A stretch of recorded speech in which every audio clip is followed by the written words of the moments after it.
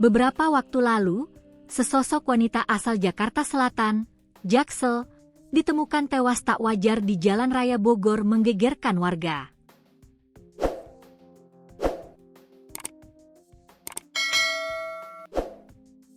Wanita tersebut ditemukan dalam kondisi tangan terikat, tergeletak tewas, dan mengalami luka-luka.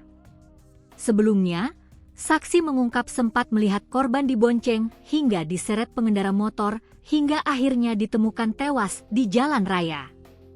Setelah dilakukan penyelidikan, polisi mengungkap fakta di balik penemuan mayat wanita asal Jaksel di Jalan Tlajung Udik, Kecamatan Gunung Putri, Kabupaten Bogor tersebut.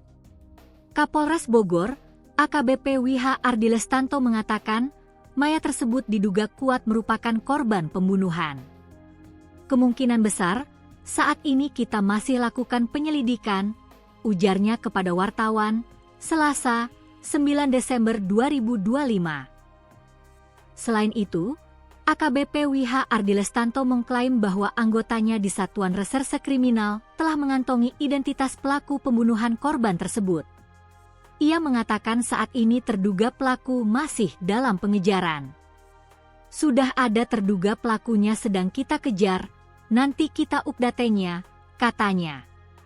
Sebagai informasi, penemuan mayat perempuan menggegerkan warga Kecamatan Gunung Putri, Kabupaten Bogor, Sabtu, 6 Desember 2025. Mayat tersebut ditemukan sekitar pukul 17.30 WIB dalam posisi telungkup, di samping angkot yang terparkir di pinggir jalan dan sudah meninggal dunia.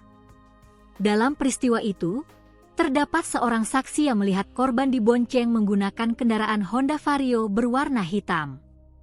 Saat masih berboncengan di sepeda motor, kondisi tangan korban terikat tali dan kaki terseret di aspal.